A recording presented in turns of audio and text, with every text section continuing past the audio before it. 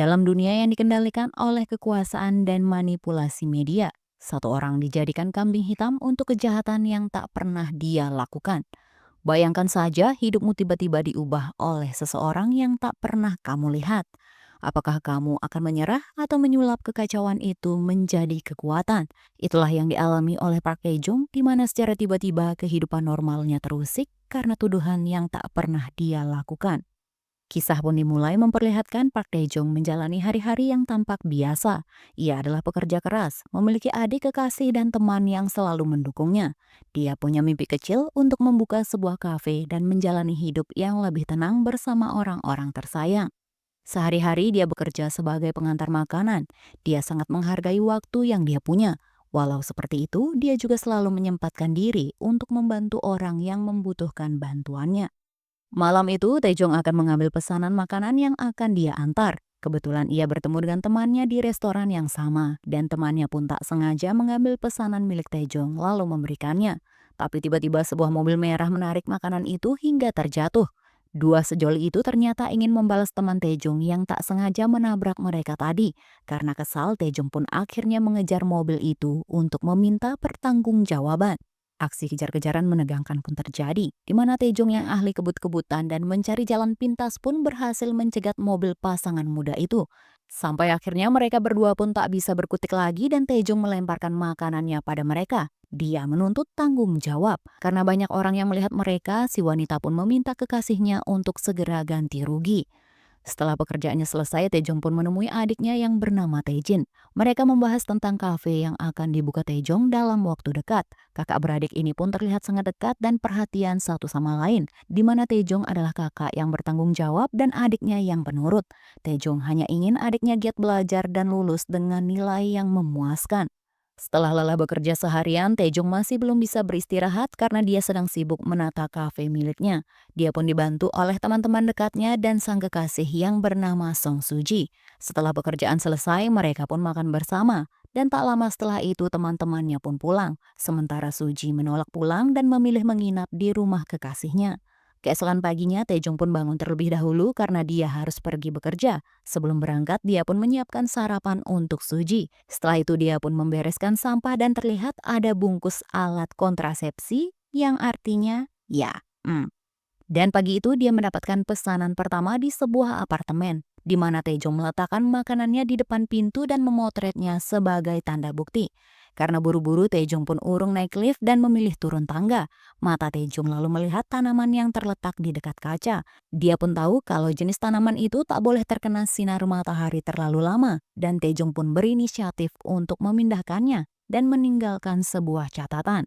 Dia melanjutkan mengantar pesanan yang kedua. Di sana dia melihat seorang nenek yang membawa koper dan beberapa barang. Si nenek lalu meminta tolong agar Taejong mau membantunya. Taejong lalu meminta nenek untuk menunggu sebentar dan setelah mengantar pesanan, Taejong kembali membantu si nenek. Nenek meminta tolong agar Taejong membawakan koper hitam itu ke arah tanjakan. Setelah makan malam tiba, Taejong pun menyempatkan diri istirahat di tos serba dan membeli makanan. Dengan santai dia lalu duduk di taman kecil dekat sana. Tak lama dia mendengar deringan telepon. Awalnya dia mengira itu panggilan di HP-nya, tapi ternyata bukan. Taejong menoleh ke belakang dan melihat HP lain. Dia pun berinisiatif untuk mengangkat panggilan tersebut. Terdengar suara wanita yang mengaku bahwa dia adalah si pemilik HP. Waktu itu dia bertanya keberadaan HP-nya dan Taejong memberitahu. Wanita itu pun meminta tolong agar HP-nya diantarkan ke tempatnya dan dia pun akan membayar Taejong. Wanita itu pun menjelaskan jika ibunya sedang sakit, jadi dia tak bisa pergi jauh meninggalkan sang ibu. Mendengar itu, Taejong pun setuju dan segera membuang sampah makanannya di dalam tos serba. Tak lama setelah itu, dia pun lalu sampai ke tempat yang sudah ditunjukkan.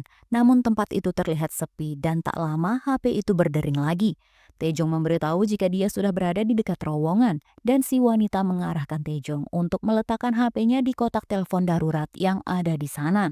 Si wanita menjelaskan lagi kalau dia tak bisa mengambil sendiri karena kondisi ibunya. Dan dia juga mengatakan kalau bayaran untuk Taejong ada di dalam kotak itu. Awalnya Taejong tak mau karena tempatnya yang tersembunyi dan meminta alamat rumahnya saja. Tapi si wanita menolak karena tak terbiasa ada laki-laki datang ke rumahnya. Dia pun tetap meminta Taejong untuk meletakkan HP-nya di tempat itu. Taejong pun akhirnya menaruh HP itu di sana dan mengambil bayaran miliknya. Tapi tak lama tiba-tiba lampu truk menyala menyorot ke arah Taejong dan pergi dari sana. Keesokan harinya Taejong tak bekerja karena hari itu adalah hari peringatan kematian sang ibu. Dia dan Taejin pun berdoa bersama untuk ibu mereka. Cuaca cerah berganti hujan lebat. Taejin pun sudah pulang ke kosnya, sementara Taejong mengambil tanamannya di luar. Tak lama terlihat beberapa orang menyelinap masuk ke rumahnya. Suara ketokan pintu terdengar dan tiba-tiba saja mereka menyergap Taejong di sana. Ternyata mereka adalah polisi yang menangkap Taejong atas tuduhan pemerkosaan dan pembunuhan. Kasus itu ternyata sangat heboh sehingga saat penangkapan Taejong, media pun sudah memenuhi kantor polisi. Diketahui korbannya adalah wanita yang ditemukan terpotong-potong dalam koper yang ditemukan semalam di terowongan sungai, tempat di mana Taejong mengantar HP itu.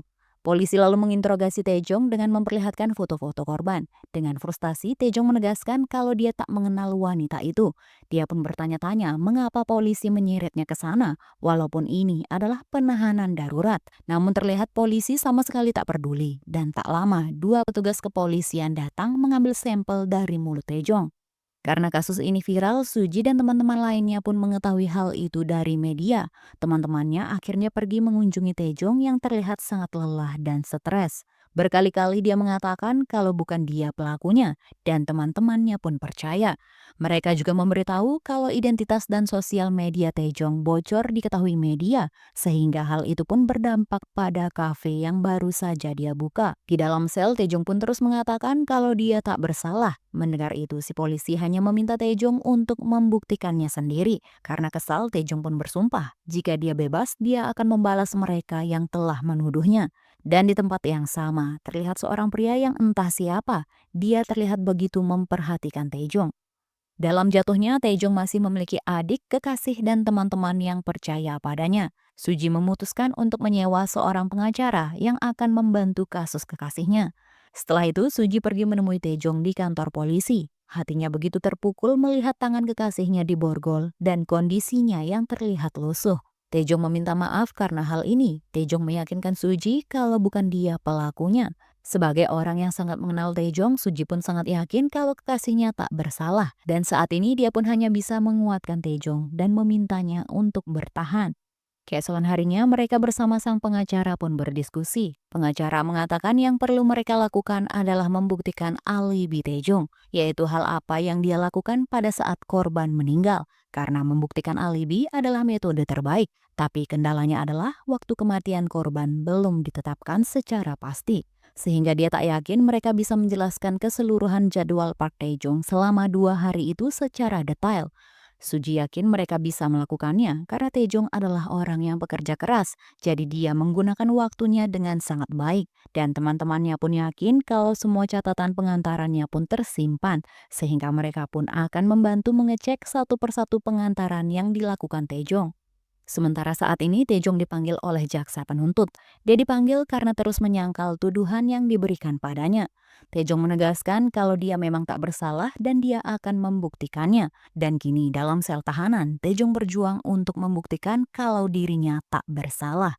Hal yang sama juga dilakukan oleh orang-orang yang peduli terhadapnya, di mana mereka mengumpulkan catatan pengantarannya. Suji juga pergi mengunjungi Taejong dan menanyakan kemana saja Taejong pergi dan mengantar pesanan. Taejin adiknya juga menemui teman-teman kurir Taejong dan mereka pun dengan senang hati membantunya. Mereka mencatat dan mencari tahu kemana saja Taejong dan apa saja aktivitas Taejong selama 2 hari itu.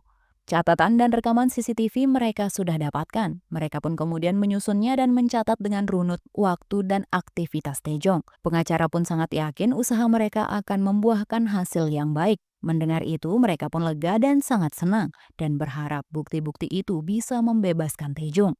Hingga hari persidangan pun tiba, hakim memasuki ruang sidang dan sidang pun siap dimulai. Pengacara Taejong pun berdiri memberikan argumen untuk membela kliennya. Hakim pun memeriksa bukti-bukti yang sudah disiapkan pengacara Taejong. Setelah itu, jaksa penuntut pun berdiri dan Taejong dipersilahkan duduk di kursi saksi. Jaksa penuntut mulai menjelaskan di mana dia memperlihatkan data GPS Taejong di hari kejadian. Dia melihat data di GPS dengan lini waktu yang dijelaskan pengacara terlihat cocok. Tapi ada poin-poin yang dianggap meresahkan dan jaksa penuntut meminta klarifikasi dari Taejong.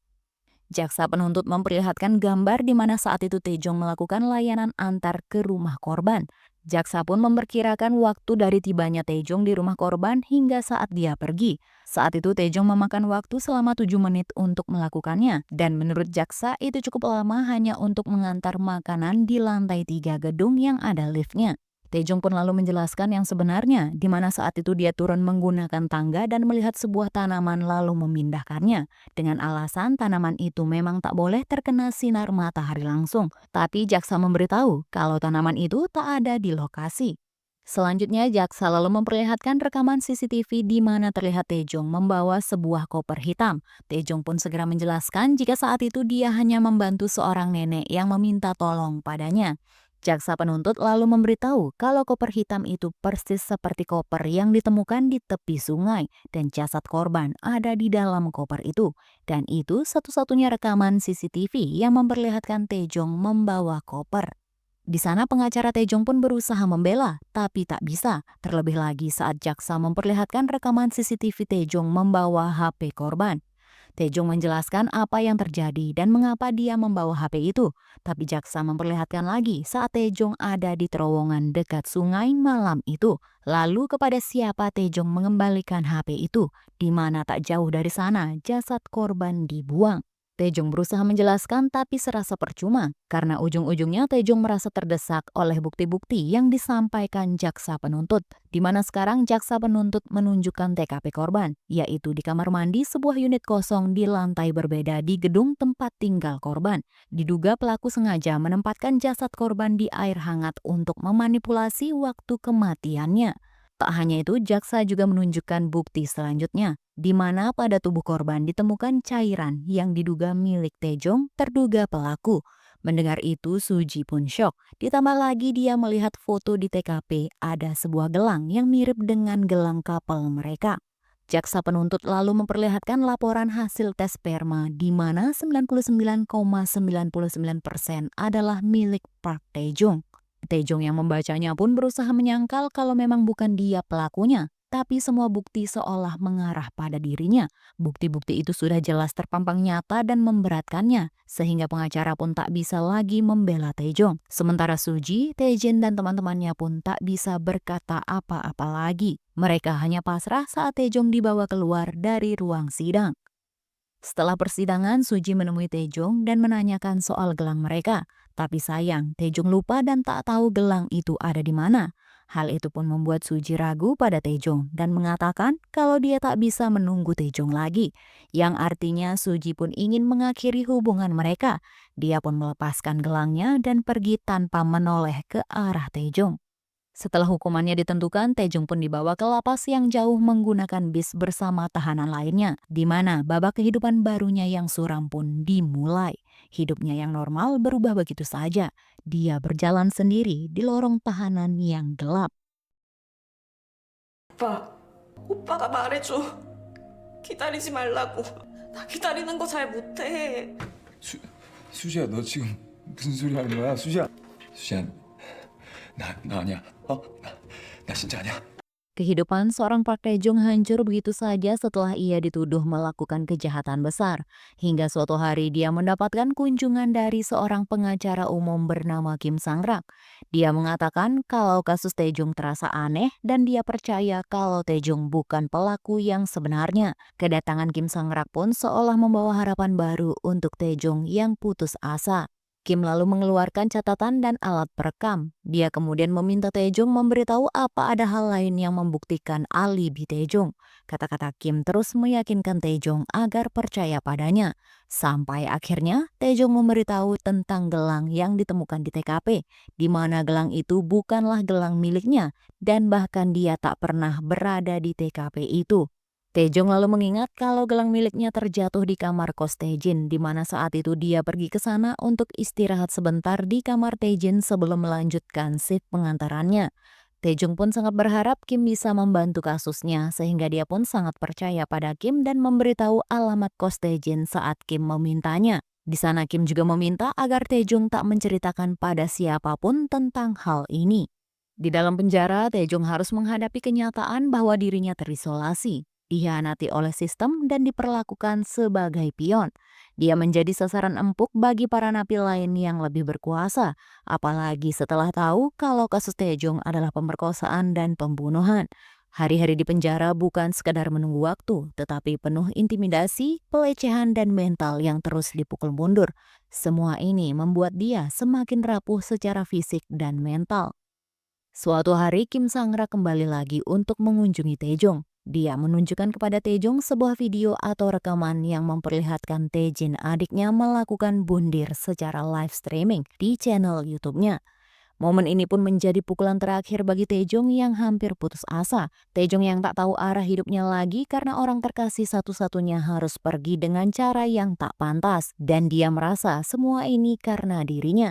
Kejadian itu membuat Taejong terpuruk dan mencoba mengakhiri hidupnya sendiri berkali-kali. Namun syukurnya dia selalu berhasil diselamatkan oleh petugas.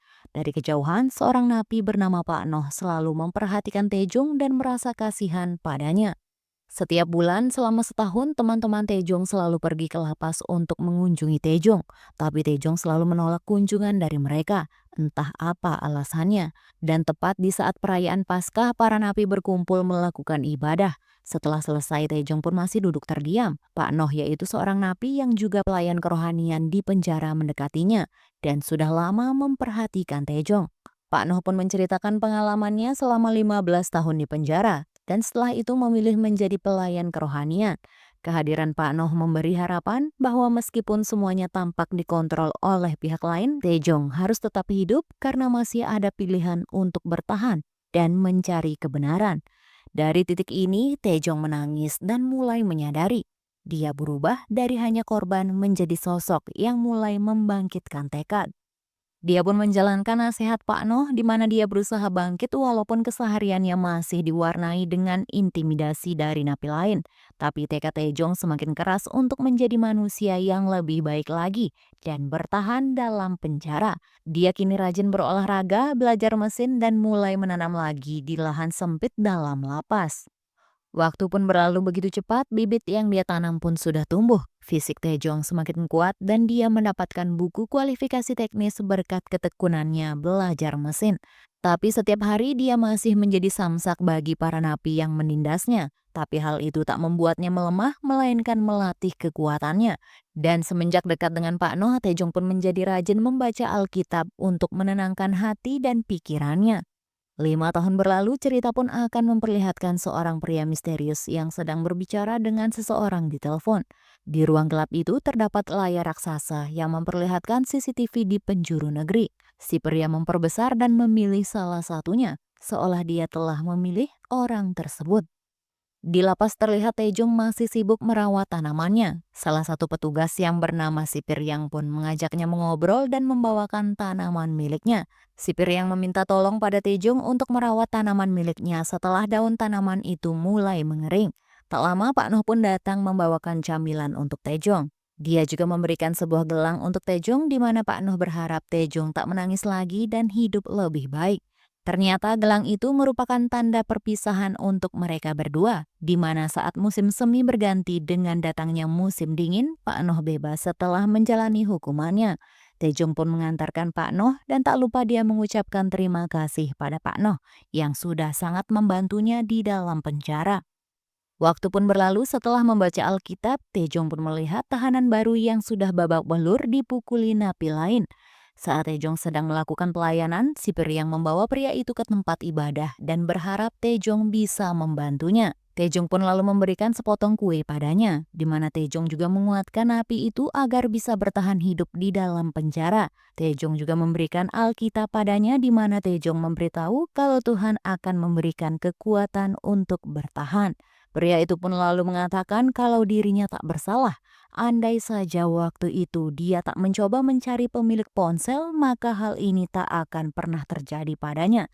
Dia yakin ada orang yang menjebaknya atas kejahatan itu. Mendengar itu, Taejong pun menyadari bahwa kisah si pria sama persis dengannya dan bukan hanya dirinya yang termakan oleh jebakan. Tak hanya itu, si pria juga memperlihatkan kartu nama pengacara umum yang berkata ingin membantunya.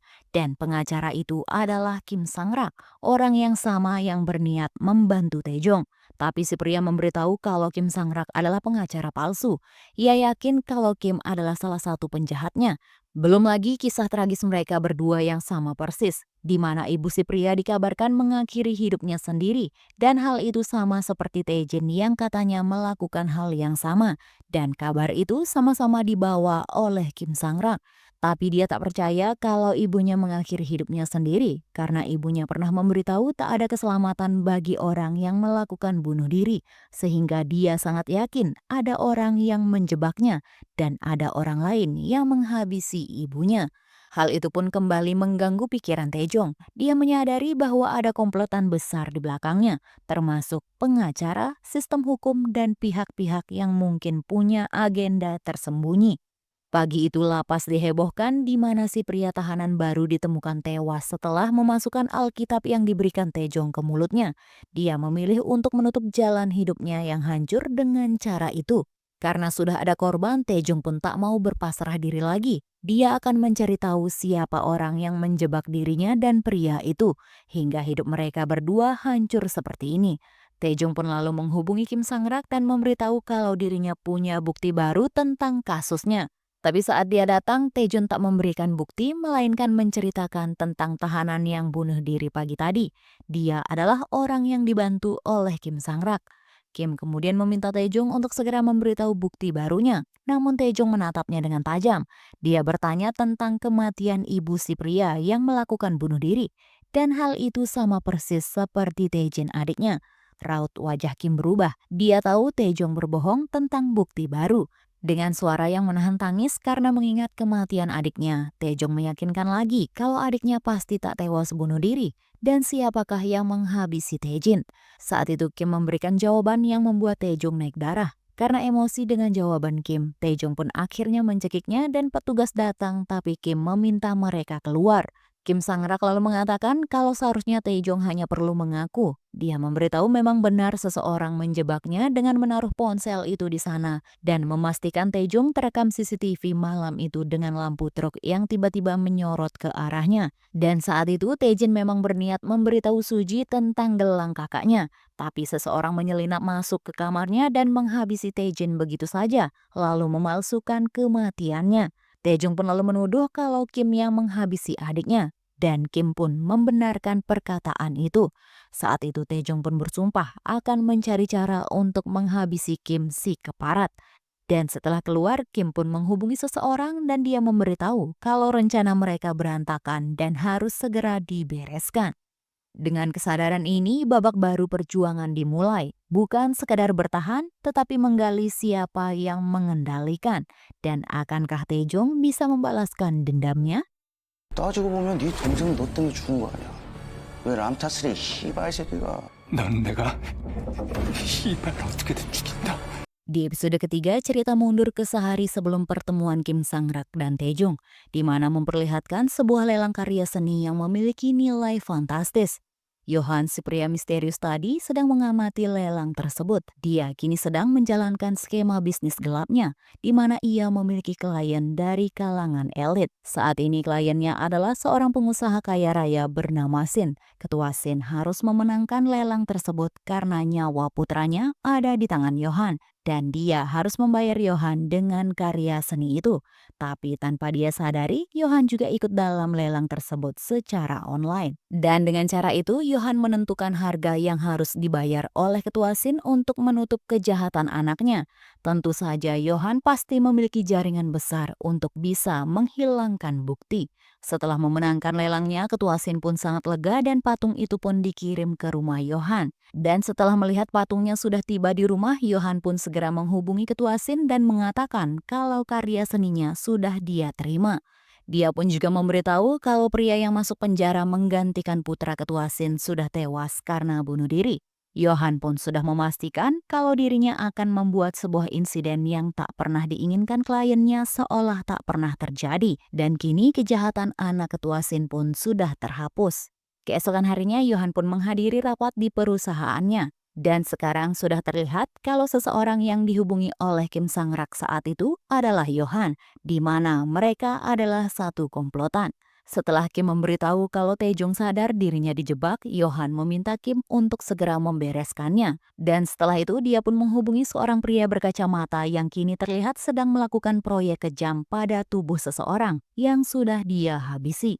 Setelah mengetahui kebenaran kalau adiknya tak gantung diri, Taejong pun bertekad akan keluar dari penjara. Namun saat ini langkahnya terhenti karena dia lagi-lagi harus menghadapi si napi berkuasa yaitu Yodoksu. Seperti biasa, Doksu mengajak Taejong untuk pemanasan. Pertarungan satu lawan banyak pun terjadi, di mana sekarang Taejong bukanlah napi lemah yang ketika dipukul langsung mundur. Satu persatu anak buah Doksu tumbang dibuatnya. Taejong lalu memperingati Doksu untuk tak mengganggunya lagi.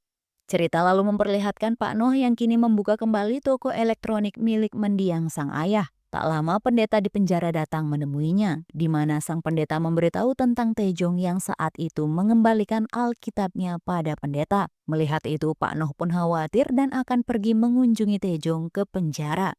Sementara di penjara, dua napi lainnya terdengar bergosip tentang Doksu yang dikalahkan oleh Taejong. Mereka pun tak tahu kalau Doksu mendengar pembicaraan mereka berdua. Karena marah dan kesal, Doksu pun menghajar mereka habis-habisan. Tak lama napi lain yang merupakan bos kedua napi itu pun datang. Dia adalah Gang Jae, si penyuka sesama jenis. Perhatian Doksu pun teralihkan karena merasa terganggu. Doksu pun menampar Gang Jae, tapi tak lama petugas sipir datang ke kantin dan membubarkan mereka semua. Sipir itu pun melihat lagi-lagi Doksu menganiaya napi lainnya. Namun dia hanya memperingati Doksu agar tak terkena hukuman. Dan setelah itu dia memberitahu kalau kepala penjara mencari Doksu. Ternyata backingan Doksu selama ini adalah kepala penjara. Pantas saja dia begitu akrab dengan beberapa sipir yang hanya terdiam saat melihat Doksu memukuli Taejong dan napi lainnya. Tapi saat ini kepala penjara pun memperingati Doksu agar lebih berhati-hati karena kasus anak baru yang tewas bundir saat itu. Kepala penjara pun lalu melemparkan nama narapidana baru, di mana mereka terlibat kejahatan keuangan. Di sana kepala penjara mengatakan kalau dirinya akan mengirim mereka ke sel Doksu dan meminta Doksu untuk memoroti uang mereka. Saat ini terlihat Pak Noh sudah tiba di lapas mengunjungi Taejong. Taejong memberitahu kalau kondisinya baik-baik saja. Mendengar itu Pak Noh pun merasa lega dan memberitahu kalau dirinya sudah membelikan beberapa vitamin untuk Taejong. Saat ini Taejong pun lalu memberitahu niatnya pada Pak Noh di mana dirinya harus keluar dari penjara untuk mencari tahu siapa yang menjebaknya. Sementara Doksu saat ini merekrut tahanan lain yang bernama Jiong. Dia berniat balas dendam pada Taejong karena telah mempermalukannya dan dia akan mengirim Jiong ke sel Taejong malam ini. Doksu pun memerintahkan Jiong untuk menghabisi Taejong. Saat malam tiba, Taejong pun mulai menyusun rencananya untuk kabur dari penjara. Dia melihat lagi artikel tentangnya dan foto TKP serta menggambar denah lapas, di mana sebelumnya saat melakukan tugas seperti biasa dia mulai menjalankan rencananya. Dia pun sudah memikirkan apa yang dia butuhkan untuk kabur dan mencatatnya. Taejong mengamati pergantian shift petugas, yang dimana dia harus bisa keluar dari sana dalam waktu 30 menit. Dia pun juga sudah mengamati zona mana yang aman untuk jalan keluar dan tak terlihat oleh petugas.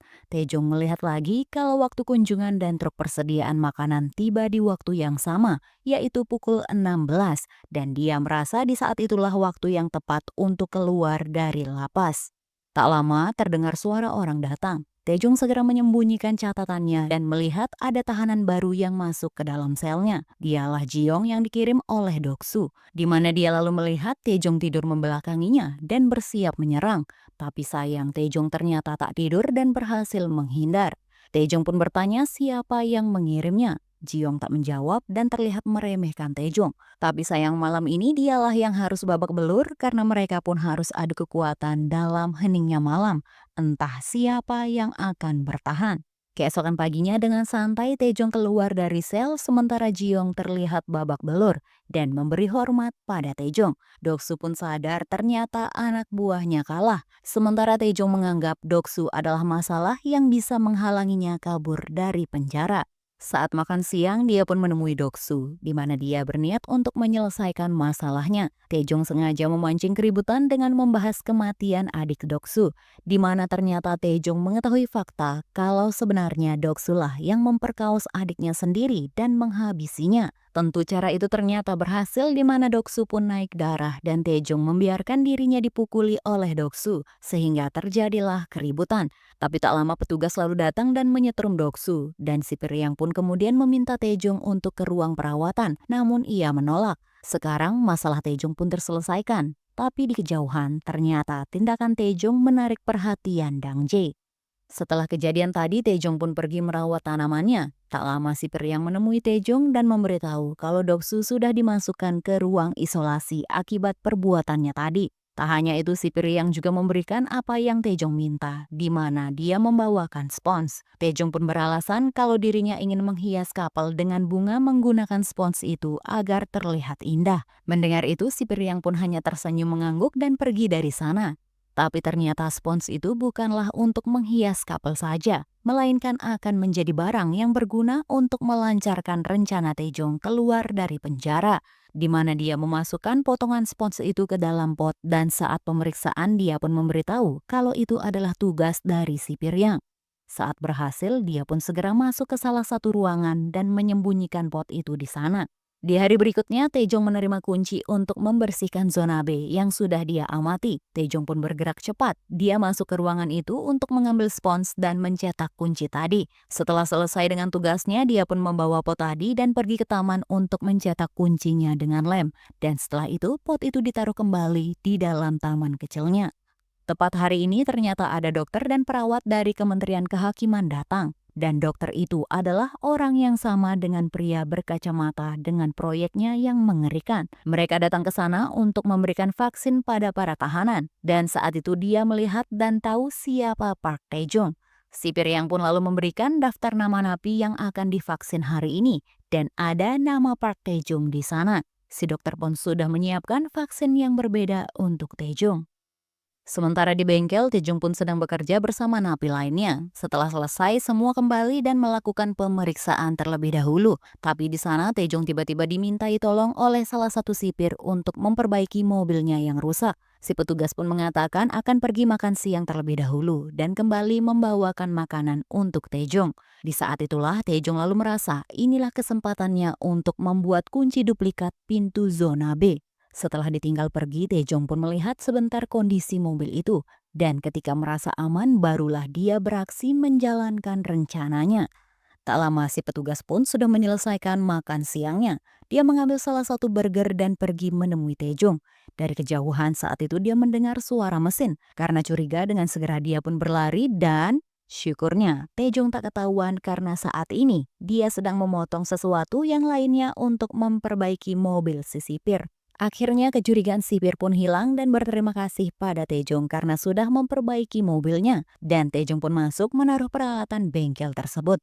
Tapi saat akan pergi, sipir meminta Taejong untuk berhenti karena dia harus melakukan pemeriksaan terlebih dahulu. Taejong pun diam dan berusaha tenang dengan tatapan tegang. Dia pun menaruh burgernya dan sipir mulai memeriksa. Dan tak lama setelah proses pemeriksaan, syukurnya Taejong lolos lalu pergi dari sana.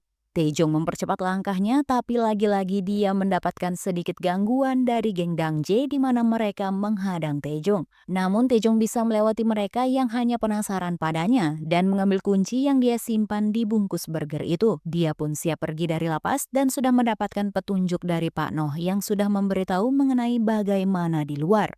Halangan Taejong ternyata belum selesai. Saat masuk ke dalam sel, ada sipir lain yang sudah menunggunya, di mana dia meminta Taejong untuk tak ikut vaksin karena dia sudah bertaruh banyak uang atas nama Taejong di pertandingan yang akan mengadu para napi terkuat di lapas. Rencana Taejong pun lagi-lagi terhalang, kini dia pun harus ikut bersama si sipir ke sebuah tempat di mana di sanalah para napi terpilih berkumpul. Taejong terus menatap jam dinding. Dia harus segera pergi karena pukul 16 dia harus keluar dari sana. Agar cepat selesai, dia pun mendatangi salah satu napi dan memukulnya lalu pergi dari sana. Tapi kendalanya tak berhenti sampai sana saja. Karena di depan selnya si dokter dan sipir yang sudah menunggu Taejong untuk divaksin. Di dalam sel si dokter mengeluarkan vaksinnya dan vaksin itu tentu bukan vaksin biasa. Tatapan si dokter pun penuh kepuasan karena akhirnya dia berhasil memberikan obat itu pada Taejong. Sementara Taejong terus menatap ke arah jam dinding. 이 교도소가 어떻게 생겼는지 알고는 있어? 5년 만에 살을 2개나 넘었어. 여기 도착해서도 입금 3번이나 통과했어. 당 같은 건 넘지 않을 거예요. 전문도는 다 갈 겁니다. Setelah selesai memberikan vaksin, si dokter mengirim pesan pada seseorang kalau obatnya akan bereaksi 30 menit lagi. Sementara Taejong kini sudah mulai menjalankan rencananya. Dia pergi ke salah satu ruangan dan membuat listrik di lapas bermasalah hingga semua CCTV mati. Petugas yang melihatnya pun terkejut dan segera mengeceknya. Dan setelah si petugas keluar, Taejong segera membuka pintu ruangan. Dia kemudian mencuri salah satu identitas petugas dan setelah berhasil dia mengambil peralatan kebersihan agar tak ada yang curiga. Dia pun berjalan santai dan berhasil mengelabui petugas. Sekarang dia sudah berada di ruangan penyimpanan baju dan Taejong pun lalu mencari-cari baju mana yang akan dia gunakan. Ketika sudah mendapatkannya, dia pun segera bergegas mengganti pakaiannya dan terus menatap jamnya, di mana dia harus bisa keluar tepat waktu. Saat keluar dia pun masih berusaha untuk tenang dan mengelabui petugas dengan alat kebersihan. Saat dirasa sepi, dia pun kemudian menggunakan identitas petugas untuk membuka pintu ke zona B. Namun langkahnya tiba-tiba terhenti karena dia melihat bayangan seseorang yang ternyata adalah petugas. Si petugas bingung mengapa pintu sel terbuka dan alat kebersihan ada di mana-mana. Dia pun lalu masuk ke sebuah gudang dan memeriksa sekitar. Merasa tak ada yang aneh, si petugas pun keluar dan tak mengetahui kalau Taejong ada di sana. Saat Taejong bangun, tiba-tiba tubuhnya mulai goyah. Sementara di luar lapas, Pak Nuh masih menunggunya dengan khawatir. Aksi Taejong pun berlanjut di mana dia segera pergi ke saluran ventilasi. Dia melepaskan pakaiannya dan masuk ke dalam saluran ventilasi itu. Perlahan dia pun merangkak, tapi aksi Taejong menimbulkan suara yang membuat salah satu sipir di luar mendengarnya. Petugas sipir merasa curiga dan memukul-mukul dengan sapu. Dan di sana Taejong berhenti sesaat sehingga si petugas mengira kalau itu adalah tikus. Agar tak menimbulkan suara, Taejong pun berusaha merangkak pelan, tapi tubuhnya mulai goyah lagi dan pandangannya buram. Namun Taejong tak boleh menyerah dan dia pun masih berusaha agar tujuannya tercapai dan akhirnya dia sampai di ujung saluran ventilasi yang terhubung ke salah satu ruangan di luar lapas. Dia pun mencoba berdiri tegak dan berusaha berjalan keluar dengan pandangan yang semakin buram dan tubuhnya yang mulai melemah. Saat tiba di ruang pelayanan publik, dia pun akhirnya memilih untuk duduk sejenak sembari menunggu pukul 16 tepat, di mana mobil pengantar makanan datang. Untuk mengalihkan petugas saat dia keluar, Taejong pun sengaja merobek tas makanan milik salah satu pengunjung. Dan ternyata cara itu berhasil. Dengan usaha keras, Taejong lalu berlari keluar, di mana di sana dia sudah melihat mobil pengantar makanan. Selangkah lagi tujuannya tercapai, tapi usahanya harus gagal karena tubuhnya sudah tak berdaya akibat obat yang disuntikkan ke dalam tubuhnya. Cerita lalu beralih memperlihatkan Johan yang kini sedang menyaksikan balap mobil. Tapi menurutnya balapan itu terlalu membosankan karena tak ada pembalap yang jatuh bertabrakan atau kecelakaan. Walau sudah dijelaskan kalau hal itu tak dapat dilakukan karena akan membahayakan pembalap, Johan pun beranggapan kalau balapan itu tak seru lagi baginya karena tak ada kecelakaan dan yang mati di sana. Karena dianggap membosankan, dia pun memutuskan untuk berhenti menjadi sponsor utama dalam kompetisi balap itu. Dan untuk mencari permainan yang lebih seru dan barbar, Johan pun meminta asistennya untuk memberikan daftar nama klien yang berhubungan dengan Kemenkumham. Dan asistennya pun mengatakan kalau dirinya akan menyiapkan satu perusahaan keamanan asing.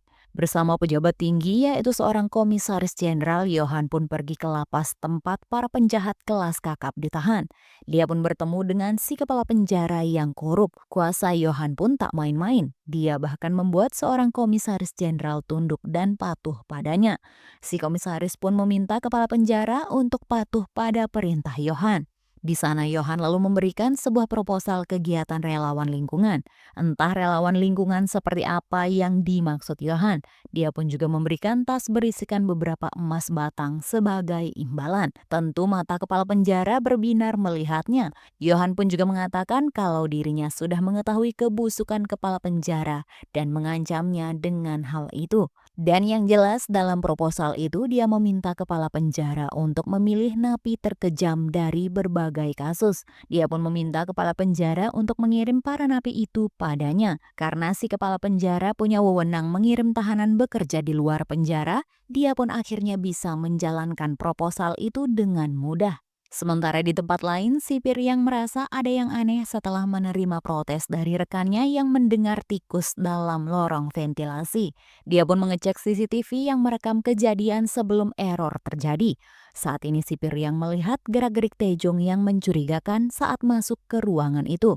Dia pun mencatat waktu dan ke ruang mana Taejong masuk. Setelah itu, dia menelusuri langsung ventilasi itu untuk memastikan kemana Taejong akan pergi. Sipir yang terus mengikutinya sampai akhirnya dia paham kalau Taejong mencoba kabur melewati gerbang utama.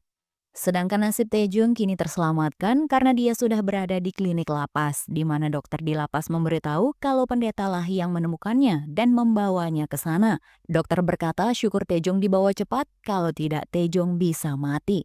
Dokter pun bertanya-tanya apakah Taejong sengaja meminumnya atau ada yang menyuruhnya untuk meminum racun tikus itu, di mana ternyata setelah diperiksa dokter menemukan racun tikus dengan dosis besar dalam tubuhnya. Dan tentu saja si dokter berkacamata itulah yang menyuntikkan racun tikus saat vaksin. Namun tubuh Taejong mampu bertahan hingga saat ini berkat vitamin yang diberikan oleh Pak Noh, di mana dia sempat meminum vitamin itu sebelumnya. Tak lama sipir yang pun datang mengunjungi Taejong yang sekarang terlihat tak baik-baik saja. Dia pun menanyakan keadaan Taejong saat ini. Walau sudah tahu niat Taejong yang ingin kabur, sipir yang memilih untuk tak bertanya lebih dalam. Mengetahui kondisi Taejong, sipir yang pun merasa seseorang dengan sengaja meracuni Taejong untuk menyakitinya. Dia pun lalu memberitahu kalau Pak Noh ingin menemui Taejong, tapi sipir yang akan menundanya mengingat kondisi Taejong yang masih tak baik-baik saja. Taejong pun lalu menitip pesan untuk Pak Noh, di mana dia berterima kasih pada Pak Noh karena telah menyelamatkan nyawanya lagi. Pesan itu pun langsung disampaikan pada Pak Noh, di mana hal itu membuat Pak Noh semakin khawatir pada Taejong. Namun sipir yang tak memberitahu kondisi Taejong saat ini. Cerita lalu beralih memperlihatkan kelanjutan proposal yang diberikan Yohan pada kepala penjara. Dia pun tentu akan memilih Doksu dan dia datang ke sel Doksu dan mengeluarkannya dari sel isolasi. Saat ini Doksu masih menyimpan dendam karena tahu Taejong menjebaknya agar dikurung di sel isolasi. Dia pun bersama anak buahnya lalu mencari Taejong ke ruang perawatan. Tak lama Taejong melihat napi lainnya datang ke sana dan meminta napi yang dirawat segera keluar. Taejong merasa ada yang tak beres. Sementara di luar saat akan pulang, sipir yang melihat dokter di lapas keluar jauh hanya untuk merokok. Dokter juga tak memberitahu secara jelas apa yang akan terjadi, tapi seolah di sana sipir yang paham kalau akan terjadi sesuatu dan dia pun kembali masuk. Di ruang perawatan yang terlihat gelap, Doksu dan gengnya pun tiba. Dia lalu meminta anak buahnya untuk menghabisi Taejong dengan brutal. Tapi setelah selimut itu dibuka, ternyata Taejong tak ada. Tak lama Taejong yang sembunyi di atas pun turun menghajar mereka satu persatu. Sementara anak buah Doksu yang ada di luar berusaha menghalangi sipir yang untuk masuk, bahkan mengancamnya. Sementara di dalam, pertarungan secara brutal masih terjadi di mana Taejong harus menghadapi para napi yang mencoba menghabisinya. Sedangkan di ruang kepala penjara sedang bagi-bagi berkah dengan anak buahnya, di mana dia memerintahkan para sipir yang haus harta untuk menjalankan tugas sesuai perintah, yaitu mengurus berkas agar para napi yang sudah terpilih bisa keluar penjara secara resmi dan tak menimbulkan kecurigaan. Tapi pertemuan mereka sedikit terganggu karena tiba-tiba sipir yang nekat menyalakan alarm darurat yang membuat para petugas pun harus segera bergerak. Sedangkan di ruang perawatan, Taejong sudah terlihat babak belur dan penuh getih masih berusaha bertarung dengan mereka. Hingga tak lama dia pun mengalahkan semua anak buah Doksu dan kini tinggal si bos yang harus dia hadapi. Sementara di luar anak buah Doksu masih berusaha untuk menahan pintu. Doksu pun mendekat dan tanpa ragu menusuk dada Taejong berkali-kali. Taejong pun berusaha melawan dan bertahan hingga dengan sisa kekuatannya dia pun mampu melumpuhkan Doksu. Sebelum membalas, Taejong pun memperingati Doksu agar menghentikan semuanya karena dia terlalu lelah untuk menghadapi Doksu yang bebel dan tak mau kalah. Namun Doksu yang tak mau kalah pun menantang Taejong untuk menusuknya saja daripada dia memilih kalah. Tak lama para petugas berhasil masuk dan melihat Taejong sudah memenuhi permintaan Doksu tadi. Melihat itu, kepala penjara pun sangat kesal karena keributan ini, hingga akhirnya Taejong dan napi yang terlibat pun dimasukkan ke dalam sel isolasi. Di dalam sel itu, Taejong pun teringat lagi dengan adiknya Taejin, di mana Taejong meminta maaf karena sebagai kakak, dia tak bisa melindungi sang adik, sampai akhirnya ingatan tentang Taejin pun bisa menguatkan Taejong lagi untuk keluar dari penjara dan melakukan balas dendam. Tapi tak lama, tiba-tiba saja petugas datang dan menutup kepala Taejong. Dan tak hanya Taejong saja, Doksu dan anak buahnya serta Dang Jae pun juga dipaksa keluar dengan kepala tertutup. Mereka pun lalu dibawa secara paksa untuk keluar dari lapas menggunakan sebuah mobil box dan dikawal secara ketat. Yohan lalu mendapatkan kabar kalau ada 12 tahanan yang siap ikut dalam permainan yang dia buat. Satu persatu profil tahanan dibaca. Dia pun tertawa puas melihat kejahatan-kejahatan yang dilakukan oleh para napi itu. Dan terakhir, dia melihat ada nama Park Taejong di sana yang membuat Yohan terdiam. Keesokan harinya, para tahanan pun diajak ke suatu tempat di mana di atas sudah ada Yohan yang mengucapkan selamat datang pada mereka. 이제부터 여러분들의 시간이에요. 기회의 땅에 오신 것을 환영합니다. Di episode 5, cerita akan flashback ke 5 tahun lalu memperlihatkan seorang pria bernama Baek Dokyong. Di kamar itu terdapat suntikan, minuman keras, dan seorang wanita yang sudah tak bernyawa dan getih ada di mana-mana. Dokyong pun segera menghubungi sang ayah, yaitu seorang anggota dewan. Dengan kondisi sedang teler karena narkoboy dan minuman keras, dia memberitahu jika wanita yang sedang bersamanya sudah tak bernafas lagi, di mana dia sudah menghabisi wanita itu. Dia pun meminta sang ayah untuk mengurus kejahatannya. Cerita beralih memperlihatkan sebuah acara tender di mana ada Yohan di sana karena perusahaannya memenangkan tender tersebut. Dan saat itu dia mendengar ada 3 orang pria yang membicarakan tentang perusahaannya, di mana mereka mengatakan kalau perusahaan yang memenangkan tender itu adalah perusahaan investasi bodong. Mereka merasa perusahaan yang menang melakukan kecurangan karena tak mengikuti seleksi tahap verifikasi di awal dan menyerobot di akhir. Salah satu dari mereka pun nyeletuk ingin mengacaukan perusahaan itu. Mendengar itu, Yohan pun lalu duduk menghampiri mereka. Dia mengatakan kalau perusahaan yang memenangkan tender mengelola keamanan yang bertanggung jawab atas keamanan data semua portal utama, sehingga mereka tak akan bisa mengacaukan perusahaan itu. Malah sebaliknya, perusahaan itulah yang akan mengacaukan hidup mereka bertiga. Dia menjelaskan bagaimana perusahaannya bisa memenangkan tender proyek konstruksi pusat data tersebut. Si pria berkacamata mengira Yohan adalah karyawan perusahaan itu. Dengan santai, Yohan pun memperkenalkan diri kalau dirinya bukanlah karyawan melainkan pemilik perusahaan. Tepat saat itu, nama Yohan pun dipanggil untuk maju ke depan memberikan sambutan. Saat bangun, Yohan pun sempat merendahkan mereka bertiga dan mengatakan kalau mereka hanya akan mendapat remahannya saja dan membuat mereka bertiga sangat kesal. Saat menoleh, Yohan melihat salah satu pria menunjuknya. Dan saat di atas panggung, Yohan melihatnya lagi dan merasa tertarik dengan jari telunjuk itu. Usai acara, pria yang menunjuk Yohan tadi pun terlihat akan pulang, tapi mobilnya tiba-tiba dihadang. CCTV parkiran pun tiba-tiba mati. Karena kesal, dia pun meminta mobil yang menghadangnya untuk minggir dan maju ke depan. Tanpa dia sadari, saat menunjuk mobil itu, si eksekutor, yaitu si dokter, tiba-tiba menebas jari telunjuknya. Dengan pikiran gilanya, Yohan yang sedang mengerjakan karya seninya membuka box yang berisikan telunjuk pria itu dan memasangnya. Si asisten pun mengucapkan selamat karena tuannya sudah mendapatkan potongan yang dia inginkan. Yohan pun berkata, rasa sakit akan berlalu tapi keindahan akan tetap ada. Tak lama seseorang menghubunginya, di mana dia adalah Baek, si anggota dewan, yaitu ayah Dokyong. Tuan Baek menghubungi Yohan dan memintanya untuk menutupi kejahatan anaknya. Yohan pun akan mengamankan kejadian.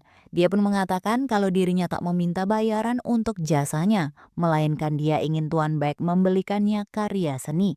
Tentu karya seni yang dimaksud adalah karya seninya sendiri. Begitulah cara Yohan menjalankan skema pembayaran bisnis gelapnya. Dan tak lupa dia meminta agar Dokyong menaruh tubuh wanita itu di air hangat agar waktu kematiannya tak dapat diketahui secara pasti. Kini Yohan pun sudah masuk ke ruang kerjanya. Di layar besar itu dia mulai menjalankan perannya untuk mengamankan kliennya. Dia mulai memerintahkan anak buahnya yang bekerja di lapangan untuk bersiap. Para bawahan sudah tiba di hotel dengan membawa peralatan mereka.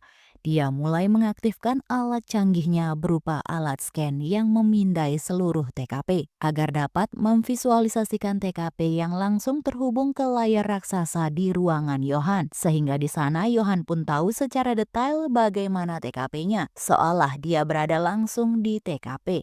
Dia pun membayangkan bagaimana Dokyong membawa wanita itu ke kamar mandi dan merendamnya dengan air hangat sesuai perintahnya. Yohan melihat begitu banyak jejak kaki yang ditinggalkan. Dan di sana ada HP korban yang ternyata bernama Nayong. Setelah melihat bagaimana kondisi TKP, Yohan pun lalu mulai mencari kandidat untuk dijadikan tersangka. Dia mencari CCTV di lokasi terdekat TKP dan memperhatikannya. Sampai pada akhirnya Yohan sadar kalau ada seorang pengantar makanan yang tiada lain adalah Taejong. Di mana di hari itu dari pagi hingga malam Taejong bolak-balik mengantarkan pesanan di gedung apartemen tempat TKP. Sehingga Yohan lalu memilihnya menjadi pelaku. Sejak saat itu Yohan pun terus mengawasi dan menyelidiki Taejong. Dia meminta suruhannya untuk mengikuti kemana Taejong pergi. Yohan terus memantaunya dari CCTV, sehingga dia tahu kalau Taejong memiliki adik dan pacar yang cantik. Dia pun juga mengetahui lokasi rumah Taejong dan memerintahkan anak buahnya untuk memeriksa rumah Taejong. Mereka pun masuk ke kamar Taejong dan mengambil sarung tangan Taejong untuk diambil sidik jarinya dan akan dicetak. Dengan alat yang sudah canggih, sidik jari pun berhasil didapatkan dan sarung tangan berisikan sidik jari Taejong pun dengan sengaja ditempelkan di TKP. Dan jejak sepatu Taejong juga digunakan agar bukti lebih akurat. Yohan pun hanya perlu mengatur dan mengontrol semua dari layar raksasa. Dia mengawasi semua gerak-gerik Taejong termasuk saat Taejong sedang kissing dengan Suji malam itu. Melihat itu Yohan pun senang dan memiliki ide brilian. Dia memerintahkan seseorang untuk memadamkan lampu rumah Taejong agar terjadi antara Taejong dan Suji. Dia pun hanya perlu memberikan perintah pada anak buahnya untuk mengambil dan menaruh apa yang diperintahkan, termasuk mengambil alat kontrasepsi yang dipakai Taejong malam itu, di mana Taejong membuangnya di tempat sampah. Setelah mendapatkan sisa sperma Taejong, si dokter dengan sengaja mencecerkannya di dekat jasad korban. Itulah mengapa saat persidangan dengan mudah jaksa penuntut membuktikan Taejong sebagai tersangka. Tak hanya itu, Yohan juga merubah bukti begitu detail. Dia memperhatikan apa yang digunakan Taejong, termasuk gelang Taejong, dan tahu kalau gelang itu sempat hilang. Dia memerintahkan anak buahnya untuk mencari gelang yang sama dengan milik Taejong dan meletakkannya di kamar mandi TKP. Hal itulah yang memberatkan Taejong di persidangan, dan si eksekutor yaitu si dokter berkacamata lah yang ternyata menghabisi Taejin adik Taejong dan mengambil gelang asli milik Taejong. Tak hanya itu, saat mengawasi Taejong, dia melihat Taejong sempat membawakan seorang nenek koper hitam dan Yohan memerintahkan si eksekutor untuk menggunakan koper hitam yang sama persis di CCTV sebagai tempat jasad korban. Yohan memanipulasi bukti kejahatan dengan sangat mudah. Dia hanya perlu data dan mengawasi dari CCTV, lalu memerintahkan. Dan yang terakhir, dia hanya perlu media untuk mengawasi si tersangka. Karena dengan kekuatan media dan opini publik akan membantunya memanipulasi semua. Kembali ke saat ini, tepatnya di malam saat para tahanan tiba di tempat Yohan. Mereka dipaksa turun dan memasuki sebuah tempat yang sangat asing bagi mereka, di mana di sana mereka sudah disediakan makanan mewah. Setelah makan malam, mereka pun diperintahkan masuk ke bilik masing-masing yang sudah diberikan nomor. Di kasur mereka juga sudah ada baju putih yang akan mereka gunakan besok. Para napi pun masih bingung mengapa mereka dibawa ke sana dan apa tujuannya. Malam itu para napi sudah tidur tenang, sementara Taejong masih mencoba kabur dari sana. Dia mengendap-endap keluar dari kamarnya dan berusaha tak ketahuan dari pengawasan yang sangat ketat. Walau tak tahu ada di mana, Taejong berusaha mencari jalan keluar. Tapi usaha Taejong harus stop sampai di sana karena kini senapan milik para penjaga membidiknya. Tak lama suara mobil terdengar di mana Yohan datang ke sana dan meminta Taejong mendekat padanya. Namun Yohan mengikutinya dan memberitahu Taejong kalau mereka ada di sana untuk bertanding dan mereka akan mendapatkan hadiah yang sangat besar. Dan saat itu Yohan juga mengatakan kalau wajah Taejong sangat familiar baginya. Itu karena dia masih belum sadar kalau Taejong adalah korban yang dia jebak. Hingga keesokan harinya, suara alarm keras membangunkan para napi. Mereka pun keluar dengan menggunakan pakaian yang sudah disediakan. Di sanalah mereka semua untuk pertama kalinya bertemu dengan Yohan, yaitu orang yang membawa mereka ke sana. Yohan pun mengucapkan selamat datang pada mereka dan memberitahu kalau mereka ada di arena balap mobil. Mereka pun akan berbalapan mengendarai kendaraan yang sudah ditentukan secara acak dan tak ada aturan dalam pertandingan itu. Mendengar itu salah satu napi pun protes dan berteriak. Dia marah karena dibawa tanpa izin dan dia pun mengumpat Yohan lalu pergi dari sana. Dengan segera Yohan lalu mengambil senapan dan dar-der-dor, si napi pun tewas seketika. Melihat itu napi lainnya pun ketakutan dan ternyata pertandingan ini tak main-main di mana nyawa mereka adalah taruhannya. Tak lama sebuah mobil datang di mana di sana berisikan uang cash sebesar 5 miliar won dan itulah hadiah untuk pemenangnya. Mereka lalu diminta pergi ke garasi dengan nomor yang sama dengan seragam mereka dan di sana sudah disiapkan mobil untuk mereka gunakan balapan. Dan agar tak terjadi protes seperti tadi, Yohan pun memberikan mereka kesempatan untuk bertanya atau berkonsultasi dengannya dan mereka bisa menemui Yohan secara langsung. Saat ini Yohan pun mengundang dua kliennya yaitu Do Kyung dan anak ketua Sin yang kita panggil saja namanya Sin. Mereka berdua membahas tentang kejahatan mereka dan menyebut pengganti mereka di penjara sebagai avatar. Dan Sin tahu kalau penggantinya sudah tewas karena bundir di penjara. Sementara Do Kyung sangat kesal karena avatarnya masih ada yang hidup dan ada yang sudah mati beberapa minggu lalu. Di mana Do Kyung ternyata sudah seringkali melakukan kejahatan dan ditutupi oleh Yohan. Mereka pun diundang ke sana untuk ikut menyaksikan pertandingan gila yang dibuat Yohan. Tak hanya itu, Yohan juga meminta mereka untuk bertaruh siapa yang akan menang. Para napi pun kini masuk ke garasi sesuai nomor mereka masing-masing.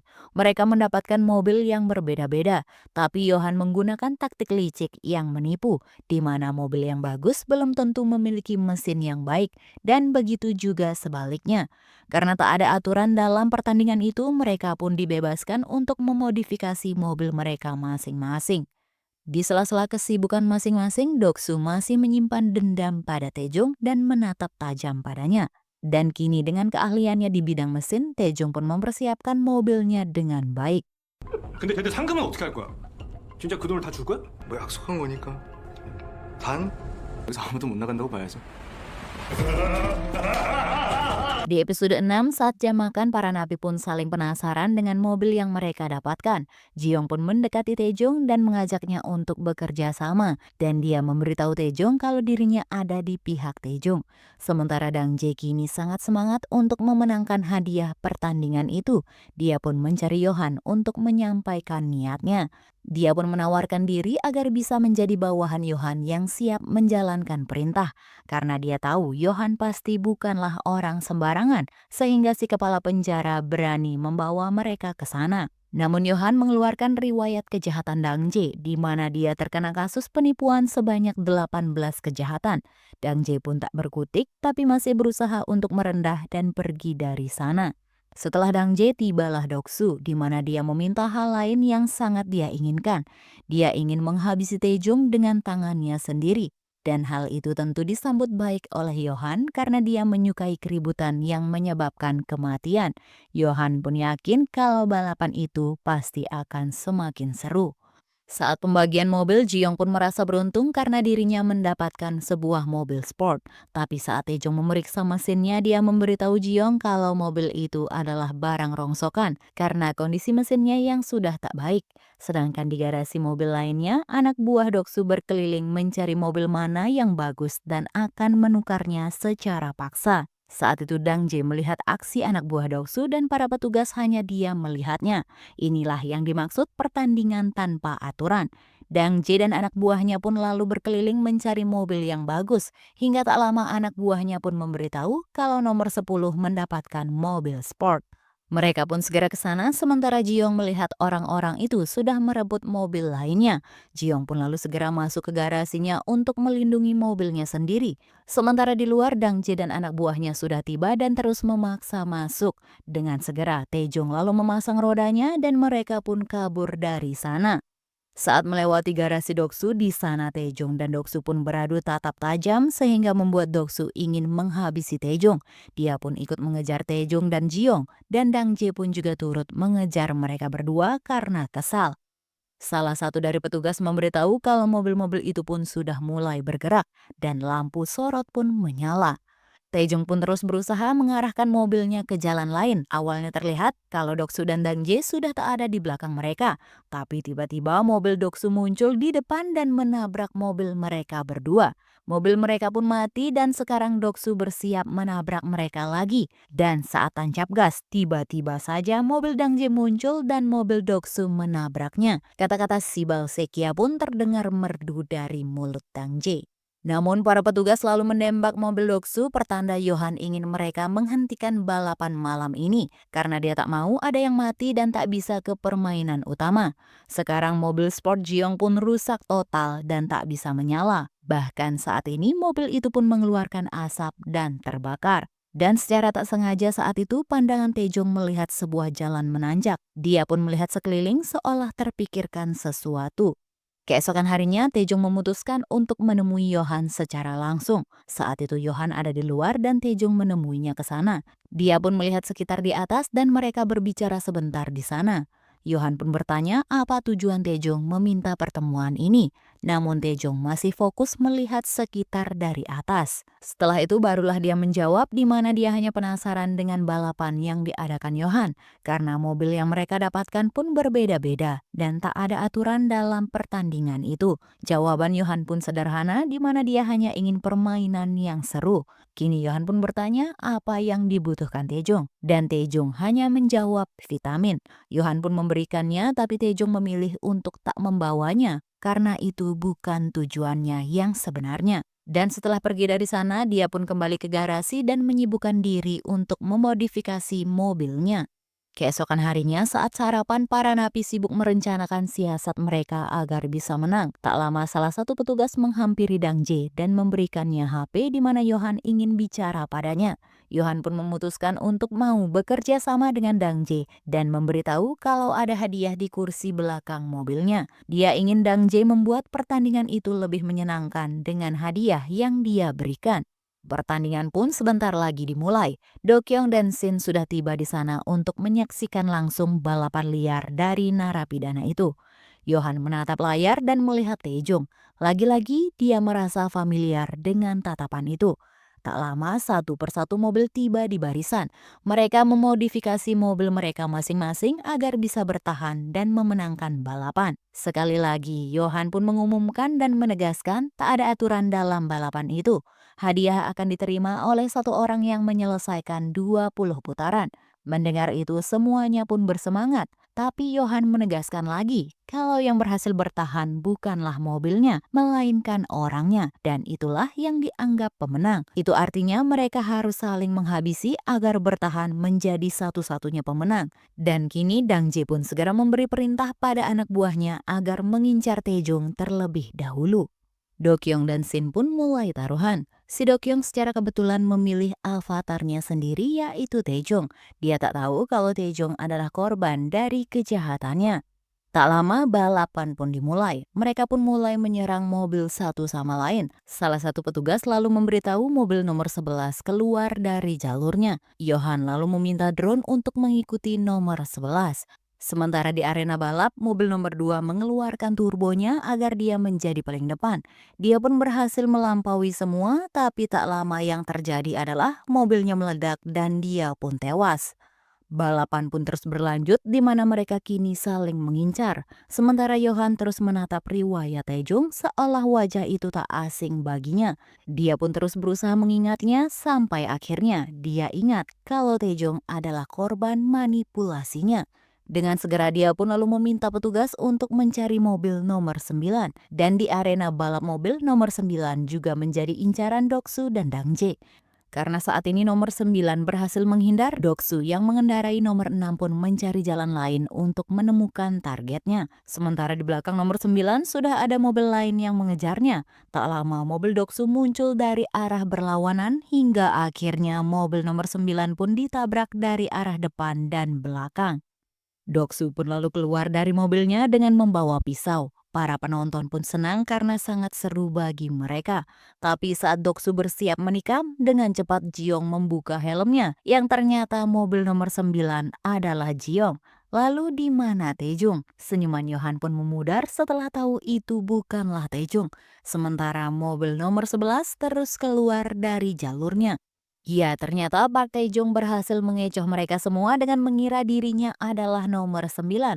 Taejong kini sedang mengendarai mobil nomor 11 yang sejak tadi keluar dari jalurnya tanpa terusik sedikit pun. Saat drone berhasil menemukannya, mobil itu ternyata kosong. Drone itu pun terus mencari hingga tak lama sebuah motor sengaja menabrak drone itu hingga hancur. Park Taejong kembali dengan motornya. Dia menatap tajam ke arah musuh. Tak terima begitu saja, Doksu dan Dang Jae pun segera mengejarnya dan Yohan meminta Dang Jae untuk menggunakan hadiah yang sudah dia berikan. Saat membuka kotaknya, ternyata itu berisikan pistol. Sedangkan Taejong kini masih berusaha mencari jalan untuk mengecoh mereka. Dia kemudian turun dan mengikat sebuah tabung pada motornya. Tak lama Dang Jae kini melihatnya. Dengan penuh ambisi dia terus menembak ke arah Taejong yang berada di depan. Tapi hanya dengan tabung itu Taejong berhasil menghancurkan salah satu roda mobil Dang Jae yang akhirnya membuat Dang Jae terhempas bersama mobilnya. Dan tentu saja Taejong berhasil lolos sementara Dang Jae tewas seketika. Melihat itu Yohan pun menghela nafas panjang karena kesal. Dia pun merubah aturan permainan. Siapa yang bisa menangkap motornya maka dialah sang pemenang. Dan hadiahnya pun digandakan menjadi 10 miliar won. Mendengar itu para napi pun segera mencari keberadaan motor. Tujuan mereka sekarang bukanlah mencapai finish melainkan mencari Taejong. Saat akan memutar motornya dari arah belakang, Taejong pun ditabrak dan Doksu turun dari mobilnya lalu menyerang Taejong secara brutal. Perkelahian pun tak dapat dihindari. Taejong berusaha keras melawan di tengah gempuran mobil lain yang menabraknya. Tapi jangan khawatir, Taejong punya 9 nyawa di mana dia berhasil menghajar Doksu yang kini sudah terpental jauh. Para napi lainnya pun datang dan menabrak Taejong secara bergantian. Dengan langkah yang tertatih, Taejong berusaha mencari Doksu untuk melenyapkan penghalangnya. Melihat para andalannya mati, Yohan pun tak terima dan mengeluarkan senapannya. Para penonton terkejut dan mereka pun dibawa keluar dari sana agar aman. Tangan Yohan mulai gatal dan ingin menghabisi Taejong dengan tangannya sendiri. Dia pun bahkan menembak mati napi yang bertarung dengan Taejong saat itu. 비켜라, 안 보이잖아. Sekarang Taejong harus menghindar dari psikopat babyface karena sekarang dia tak main-main lagi. Yohan yang gregetan terus mencoba menembak berkali-kali ke arah Taejong yang kini kabur menggunakan motornya. Yohan meminta drone mencarinya dan sekarang Taejong menatap tajam ke arahnya. Dari tatapan itu, Yohan seolah paham apa yang akan dilakukan Taejong selanjutnya. Dia berdiam dengan tabung itu di tengah pipa-pipa raksasa. Dan sekarang sudah terjawab apa tujuan Taejong sebenarnya saat menemui Yohan ke atas di mana dia mengamati tempat itu secara seksama. Taejong pun lalu segera melepaskan rantai di tabungnya yang kemudian melesat ke arah mobil di depan dan meledakkannya. Taejong lalu tancap gas untuk menjalankan rencananya di mana dia naik ke atas tanjakan yang dia lihat sebelumnya. Sedangkan dari atas menara terlihat Yohan sudah bersiap menembak Park Taejong. Akankah Taejong bisa lolos? 도망가래 이제. 숨어. 나와라. 빨리 잡아. 올라온 거였어?